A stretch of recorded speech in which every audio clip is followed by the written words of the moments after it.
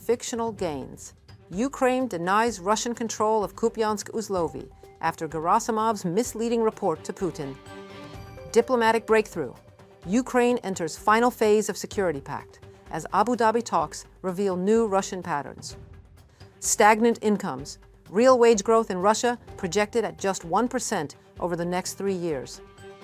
Putin was lied to again about the capture of Kupiansk. This time, the chief of the Russian General Staff, Valery Gerasimov, reported the alleged capture of Kupiansk-Vuzlovyi. The Center for Countering Disinformation at the National Security and Defense Council of Ukraine notes that, in fact, neither Kupiansk nor Kupiansk-Vuzlovyi are under Russian control. Such statements only fuel the fictional reality in which the Kremlin dictator exists. The latest claims of supposed capture seem especially absurd as the cleanup of remaining Russian groups in Kupiansk is currently underway.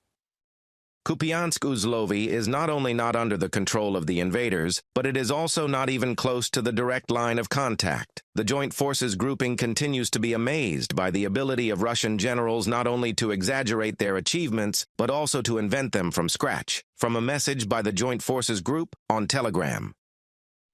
Ukraine has presented its defense strategy for 2026 to international partners. Ukraine plans to produce more than 7 million drones this year as part of its unmanned systems capabilities. The aim is to extend strike zones from 20 to 100 kilometers.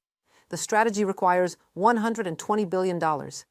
Of the total amount, Ukraine plans to secure half of this amount through its own budget and loans from the European Union.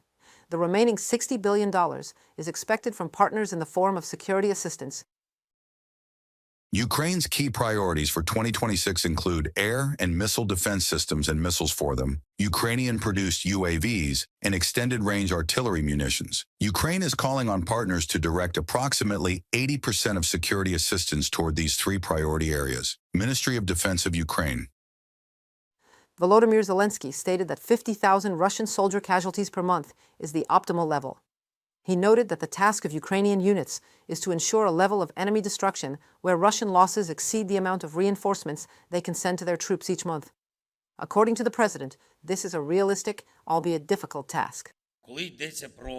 When it comes to 50,000 Russian casualties per month, this is the optimal level. This task is certainly difficult, but nevertheless, this is the optimal level at which Russia will begin to weigh what they are doing and what they are fighting for. This can be done, first and foremost with drones, certainly all types, with clear analysis and conclusions from the conducted combat operations. Also, with a sufficiently high level of training and coordination of actions by our soldiers, your units. U.S. President Donald Trump called the developments following the talks in Abu Dhabi very good. In response to journalist questions, the White House leader emphasized that there are positive shifts in the ongoing negotiations to end Russia's war against Ukraine. However, he did not reveal any details. Very good things happening on Ukraine and Russia. Very good things. Very good things are happening on Ukraine and Russia.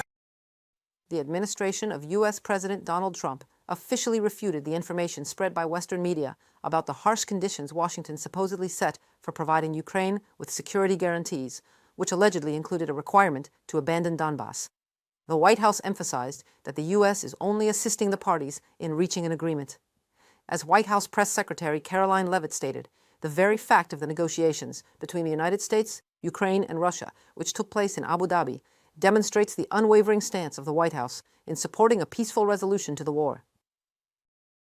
The president remains deeply involved, and of course he's being apprised by his advisors, namely Jared Kushner and Special Envoy Witkoff, on these talks. They had a multilateral meeting this past weekend, which didn't get a ton of coverage, but that was historic in nature, where the president's team has really brought two sides of this war to the table together to move the ball closer towards peace. So the president is not giving up on the peace process.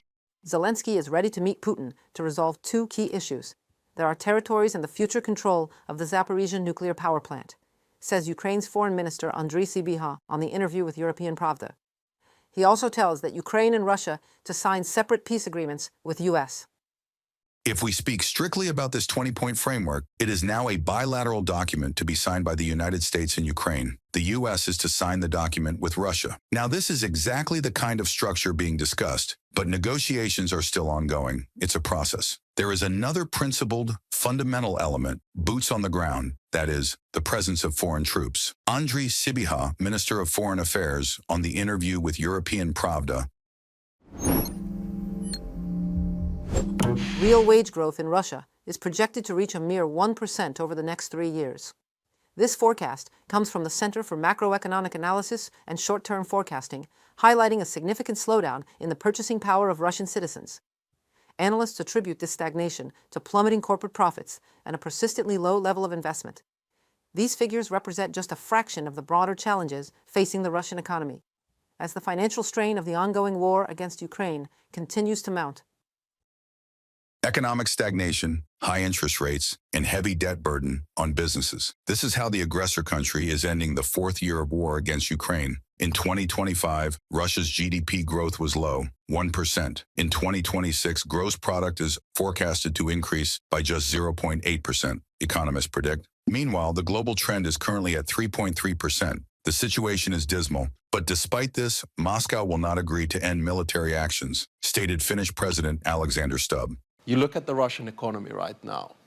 If we go with the inflation rates of the 2 first weeks, we're looking at 30% inflation this year, 16% interest rates, zero growth, no more reserves, incapacity to pay the soldiers when the war ends. So I'm more worried about Russia's unwillingness to end this war because they cannot afford to do so than about Russia's capability to win this war because not end this war because they're moving ahead. The main reasons for stagnation are falling revenues from energy resource exports. Only India and China remain as major clients. But under sanctions pressure, New Delhi is refusing Russian oil, and Beijing, seeing Moscow's hopeless situation, demands huge discounts. Until 2022, Europe was the main market for selling oil and gas for the aggressor country. But since the beginning of the full-scale invasion, the EU has reduced oil import volumes and will completely phase out Russian LNG and pipeline gas by 2027, notes the European Council website. These energy resources, since the beginning of all sanctions, even from 2014, Russia has already been selling at reduced prices, at dumping prices. But despite all that, Europe is still completely refusing Russian energy resources. Why? Because Russian energy resources are not just an economic commodity. Unfortunately, or fortunately, we'll assess that later, Russian energy resources have always been a political commodity, a political method of pressure and lobbying for certain politicians or political forces in individual European countries. Shortage of money forced the Russian government to rewrite the annual budget several times in 2025. The aggressor country ended last year with a treasury hole of 5.5 trillion rubles. Considering the global drop in oil prices and record military expenditures, this year could end the same way, analysts say, and the treasury will be filled from the pockets of ordinary Russians. They decided to raise taxes, and from January 1st, 2026, they already increased value-added tax to 22%. And in this way, just from this tax increase, they want to attract about $15 billion per year. The deficit is, depending on the exchange rate today, about $70 to $75 billion.